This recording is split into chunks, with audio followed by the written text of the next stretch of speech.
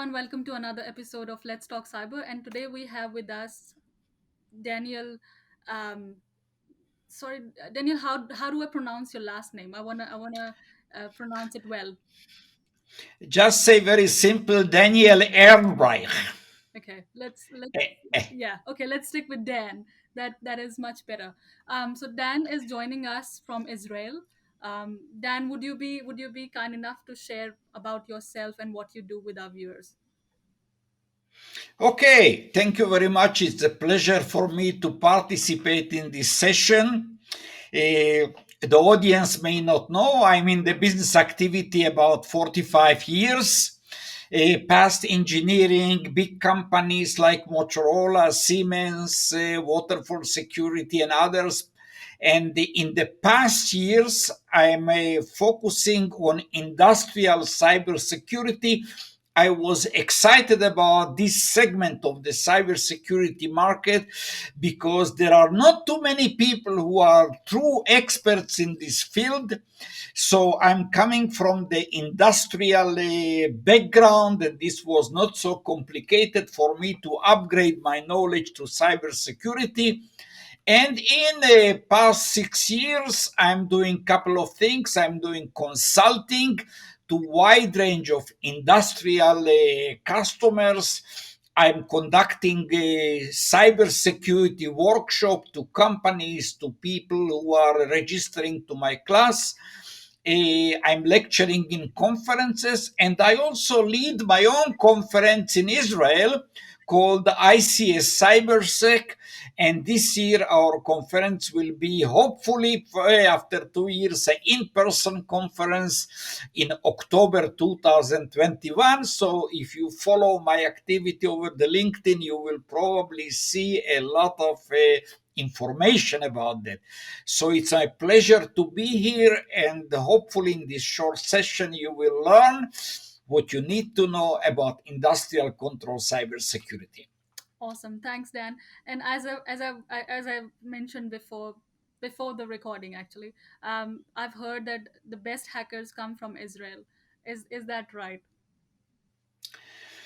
Well, we shouldn't say that the best hackers, because hackers are all around the world, and they are not so good people. So we didn't give them. We didn't Oh no, don't say I'm the best hackers. talking about the ethical hackers, the skilled. Ethical hackers. So the young people in Israel are hardworking. They are looking for innovation. And long before people started to learn about cybersecurity, they already learn how to protect the organization. By the way, the first well known cyber attack on industrial operation was in Australia, not far from you, the Maruchi Shire water, which happened in 1998. Oh, And at that time there was a service person who interrupted the sewage operation, but we couldn't say he was a hacker. So we just told he interrupted the peaceful life of the public, and he went to 2 years in jail. That's the story from 1998. So yes, in Israel we invest in anything that is protecting our country, and today cybersecurity is really an important battleground. So we are definitely there. and then you're also an expert of ISA IEC 62443 standard. Could you brief our viewers about the standard and perhaps about its adoption for industrial operations as well? Yeah, that's a very good and a bit of a painful topic, because for many years we acted without having a standard, without having a regulation, and practically everyone could invent his own kitchen how to protect the industrial organization. Then we started to see the NERC and NIST organizations from USA. And finally, a couple of years ago, the ISA 99 group introduced the 62443, which is actually the only standard applicable for industrial control systems. It has four major sections and about 14 subsections. So if anyone in the audience would like to learn how to protect industrial control systems correctly according to regulation, according to very clear guidelines, the 62443 is definitely the source. The bad news that if you want to read everything, it has over 1,000 pages, and it's not so easy. So people are going to training classes and myself conducting a short 4-hour introduction. But definitely the future for protecting industrial control system is according to the ISA IEC 62443. I myself participating as a member in 3 committees which are defining new directions in the standard, uh, dealing with safety, integrating industrial IoT, and creating learning modules for the 62443. So definitely very, very important. Awesome. And you also provide SCADA and defense, cyber defense training and consulting services. Yes, yes. So a little bit about the terminology. The SCADA was among the first terminologies that we started to use, standing for supervisory control and data acquisition. And since that, we have new terms like industrial control systems or OT, operation technology. And one very important thing I want to say, and we will come back to that in the coming questions, Ankita, and you will hear more about that. That in order to properly deal with industrial control systems, the cybersecurity of industrial control system, you need to have a background how industrial operations are working. So there is a huge difference between the IT section, banking, credit cards, government databases, health organizations, all deal with data.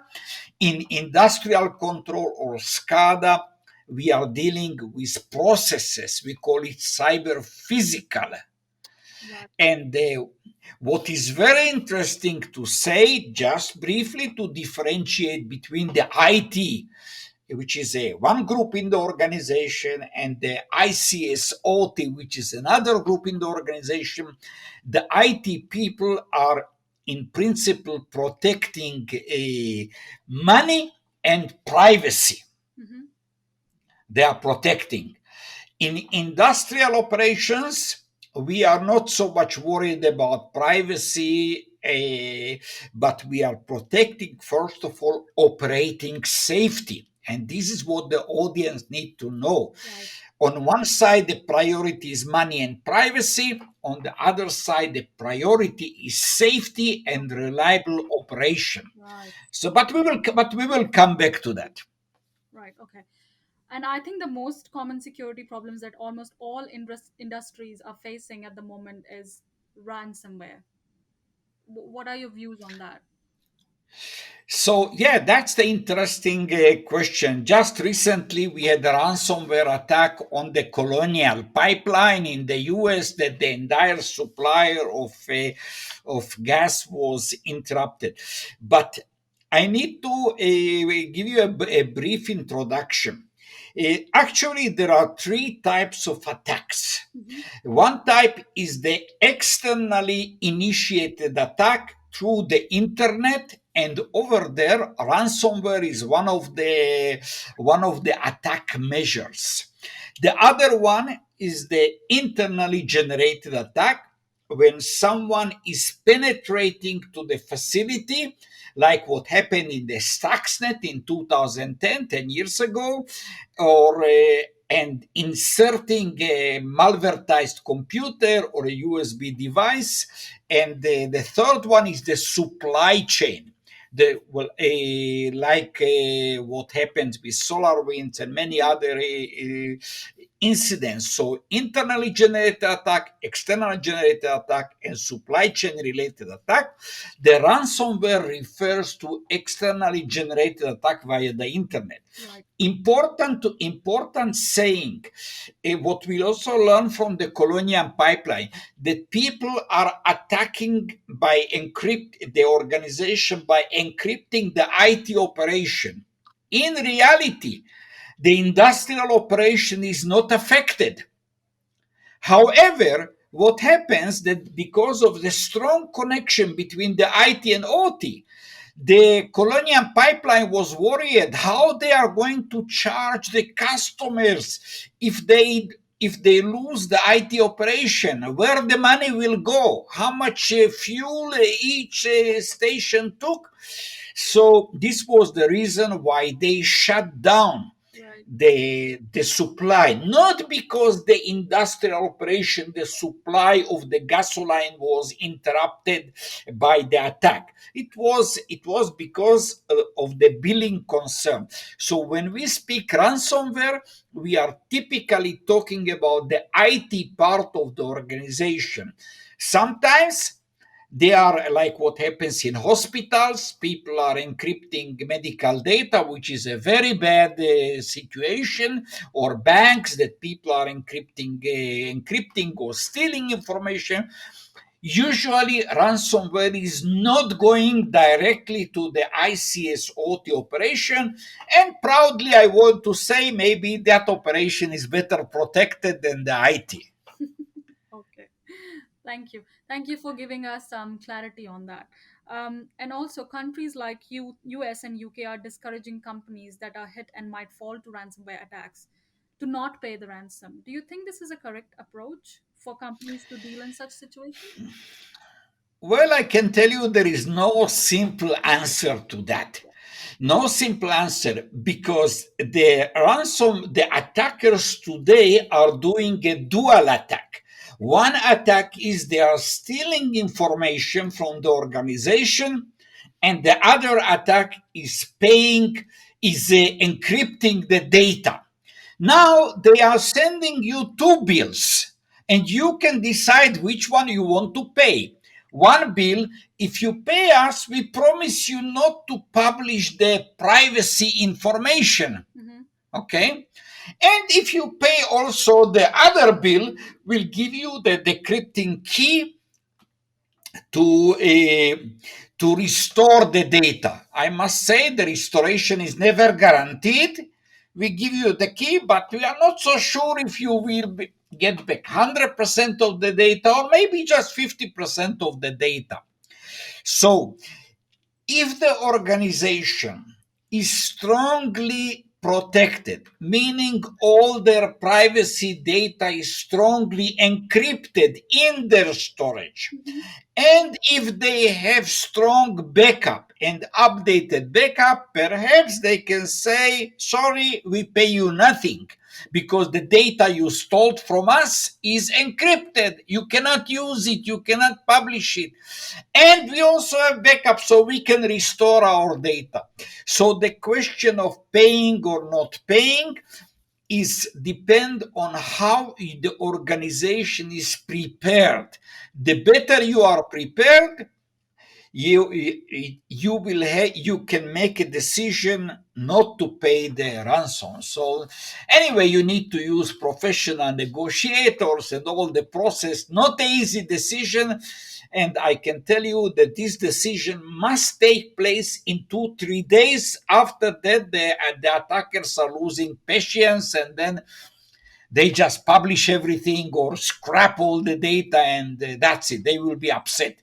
Oh, But some people say the attackers are good people. If you pay, they give you what you pay for. But nothing is we guaranteed. don't know. Yeah. Yes. Um, and so, what are the biggest threats that most of the companies, be it SMEs or big corporations, that are facing, and how they're dealing with? How do you think industrial threats will evolve over time? Again, this question is coming back to the preparedness. We all know that we have business continuity preparedness, we have disaster recovery planning, we have incident response. So I always tell people the best thing they can do is to be prepared. If they are well prepared, if they are training their own people know how to, what kind of backup data, what kind of backup computers, backup controllers they need to keep on site, then the threat is always, the risk is very, very small.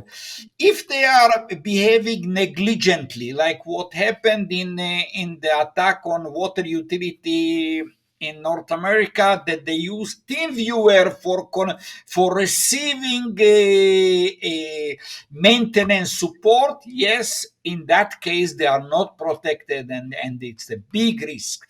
So we are always talking about be prepared for the unexpected. Yep. The better job you are doing, the better you will be when somebody will try to attack you. Okay. And other question. Now there's a new subdomain called the industrial IoT. What, in your perspective, are some of the present challenges that companies face while deploying them, and how can these challenges evolve over time?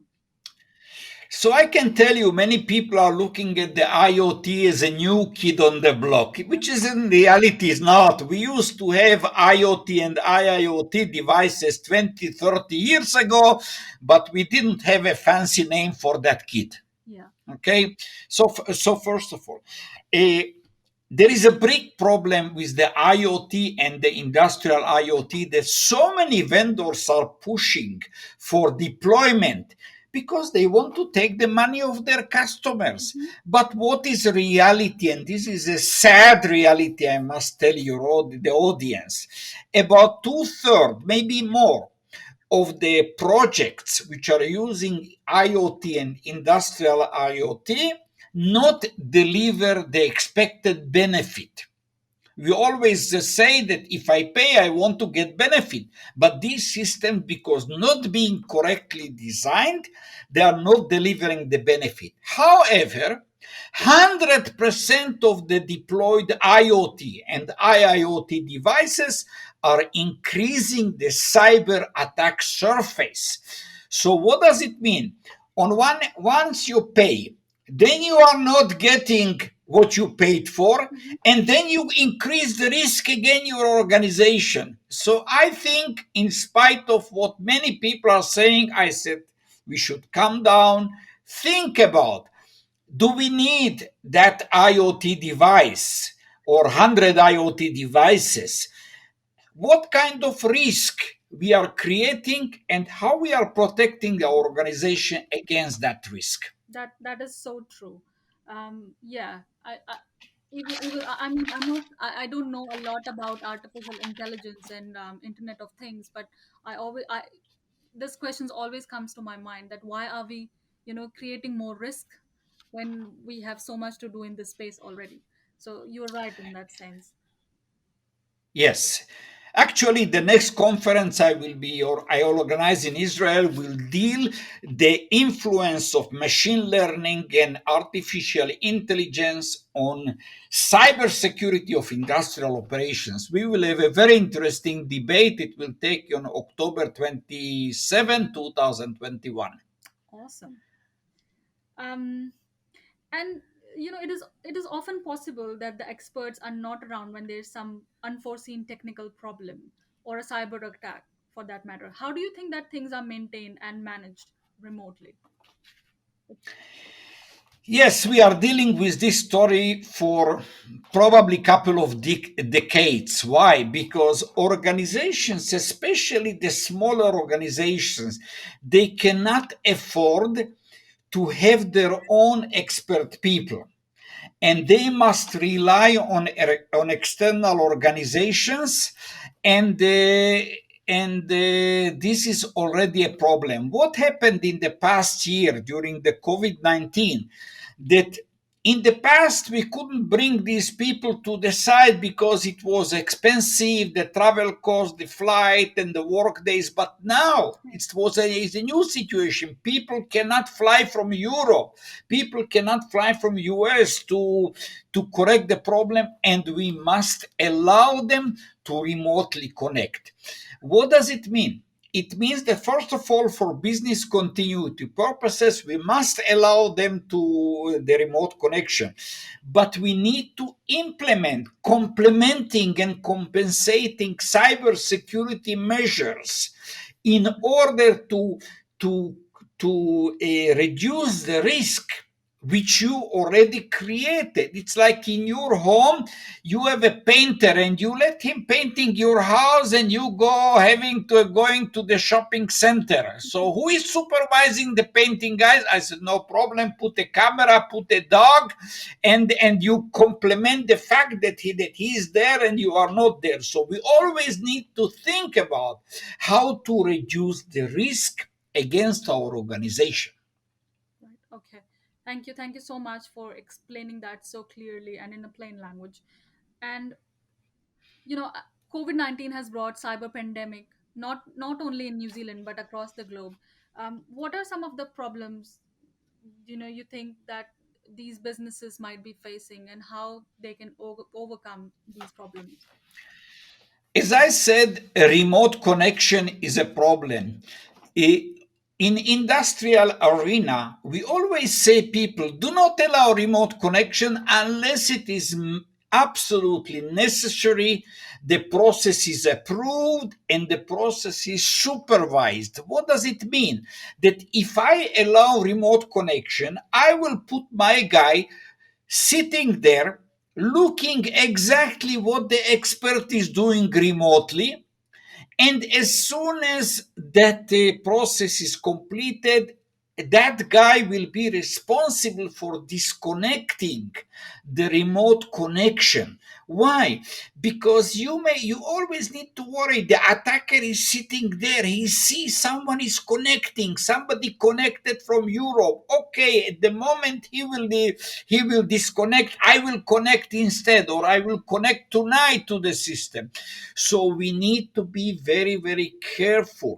And the COVID-19 situation obviously uh, increased the risk to the organizations. Why people are that expert in the past was working for his big organization in Europe, Mm-hmm. but now that expert is working from his home and maybe using the same computer which his children are doing for surfing or playing games. The risk went up. That's right. And if we allow someone to connect remotely, we need to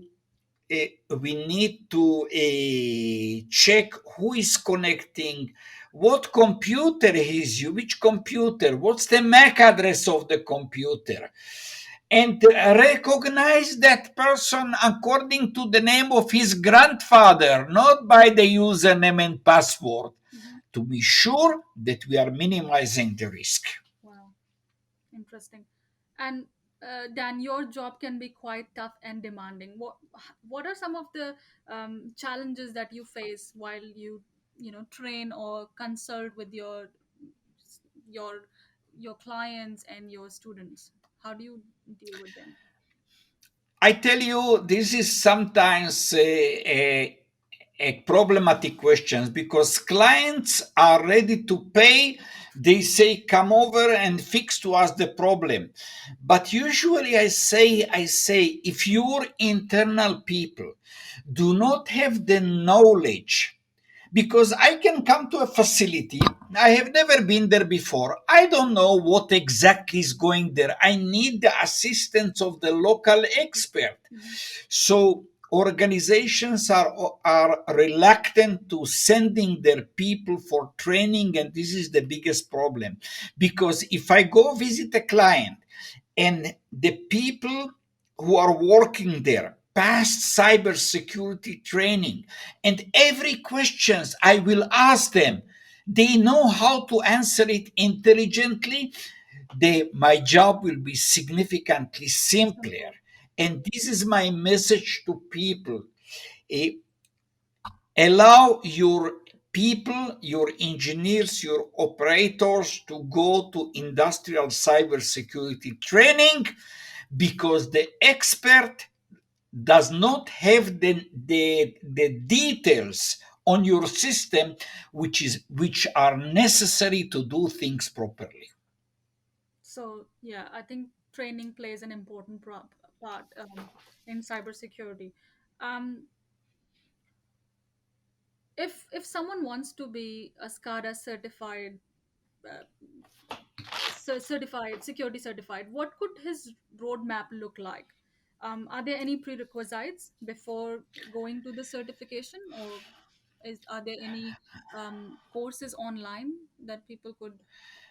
Yes, actually, especially today, we have many courses, and people who want to learn, they have plenty of opportunities. I say that people who want to learn the topic of industrial control system, cybersecurity, they first must study industrial control system, SCADA, OT, IIoT operation. Then they need to understand the differences between IT and ICS.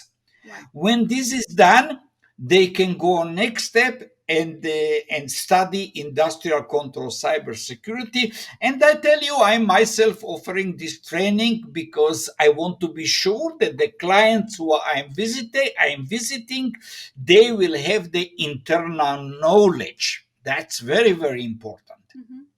And Dan, do you think most companies, industries, or enterprises have enough resources to tackle the problems in this field?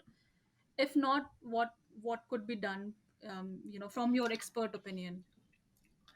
I can tell you that organizations have enough resources and they never have enough resources. Okay. Okay? If they want to make our company weaken, they will have the resources. So money is there. I want to say to the senior management in the organization, read a standard 27001 2013, section 5, paragraph 1. Very simple, only 3 lines to read. But what is written in that standard 27001 2013? It says senior management is responsible for cybersecurity. So when something will happen, don't blame your CISO or your CIO or the operator. Don't blame that. Responsibility is by the senior organization, senior management, and they must allocate the resources for training. Similarly, if they are producing a food, that person is learning how to produce that biscuit or that yogurt or whatever they or that medical pill. They are learning how to do it right. Today, cybersecurity must be built in every education program. I absolutely agree with you on that, Dan. Yeah, I think we need to do a lot of education in this sector, especially. So last question before we end this. Different people have different approaches when it comes to consulting and training. What approach do you take while dealing with your clients? How is it different from the ones that others provide? I I personally like a collaborative type of consulting operation. First of all, I want to make sure that my clients learn this topic and understand this topic. Second, we are doing a physical touring in the facility. I want to see the facility, how nicely it is built, the wiring, the installation. And most important, I want to remind to all the participant, operating safety is top priority.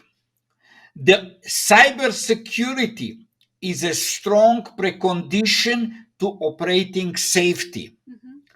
And the third one, physical security is a strong precondition to cybersecurity. Now you have the triangle: physical security, cybersecurity, and safety. And the physical security and cybersecurity are supporting the safety. We all know that every facility, every software can be compromised. Mm-hmm. We cannot create 100% defense. We cannot. There are only three possibilities: organization was under attack and you are protected; organization is already under cyber attack but it was not detected; and the third one, organization might be under cyber attack as soon as tomorrow morning. Mm-hmm. What you learn from it: be protected, educate your people, and expect the unexpected. Expect that. This is my message to the organizations: how to be prepared in the risks which are growing day by day by number of attacks and the severity of attack. And I wishing good luck to all the people who are listening to this session, and hopefully they will follow as much as possible my advice. And then people who are listening to this, if they need to know more about the training that you do, how can they contact you, or how can they reach out to you regarding this course or training?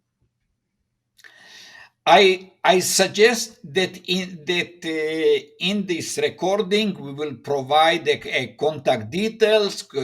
Contact They can contact you, and they can look at my LinkedIn profile. There are plenty of ways to find it. Most important is, please educate yourself. Awesome. Thank you so much for making us learn more about SCADA and industrial cybersecurity. It was lovely to have you on this session. Thank you so much for your time, Dan. And thank you for all the audience. Whenever they have time, watch it. If necessary, watch this session twice to be protected against the unexpected. Thank you.